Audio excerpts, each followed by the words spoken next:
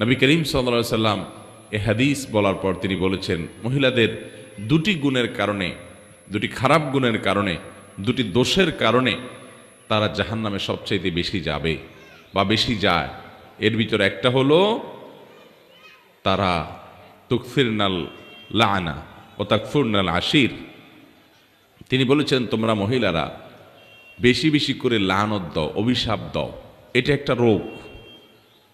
কথায় কথায় এটা পুরুষের মধ্যেও আছে এ রোগ, কিন্তু নারীদের মধ্যে স্পেশালি বিশেষভাবে এই দোষটা অনেক বেশি, যে কথায় কথায় লানত দেওয়া, চট করে রাগ হয়ে স্বামীকে, বাবাকে, সন্তানকে, ছেলে মেয়েকে, সংসারকে, এটাকে সেটাকে অভিশাপ দেওয়া, বদদোয়া করা, গজব দেওয়া, ঠাড়া দেওয়া, হ্যাঁ, এরকম খারাপ উক্তিগুলা, অভিশাপগুলা বেশি বেশি দেওয়া, এটা জাহান্নামে যাওয়ার কারণ।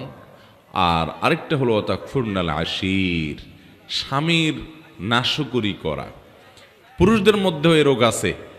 পুরুষও নাশকরি করলে তার ঠিকানা জাহান্নাম হবে, এতে কোনো সন্দেহ নাই। অনেক পুরুষ আছে যে তার মহিলা, তার স্ত্রীর সাথে তার সম্পর্ক ভালো, স্ত্রী সব দিক থেকে ভালো, একদিন একটু উল্টাপাল্টা হলে সে সাথে সাথে সারা বছরের সকল অবদানকে অস্বীকার করে।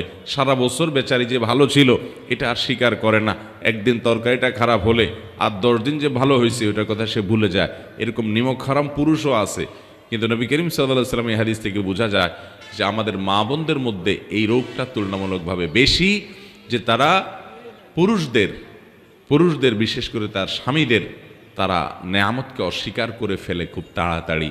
আর এইটি তাদের জাহান্নামে যাওয়ার অন্যতম কারণ। এই জন্য আমাদের মা বোনদের জন্য এই দুটি অ্যালার্মিং পয়েন্ট, যে আসুন আমরা কোনো অবস্থাতে আমাদের সন্তানরা, আমাদের স্বামী, আমাদের মা বাবা, সংসার বা অন্য কোনো কিছুকে আমরা গালিগালাজ করা, বদদোয়া দেওয়া, ঠাড়া দেওয়া, আপনার অভিশাপ করা, আল্লাহ লানতের কথা বলা, এগুলো আমরা কখনো করব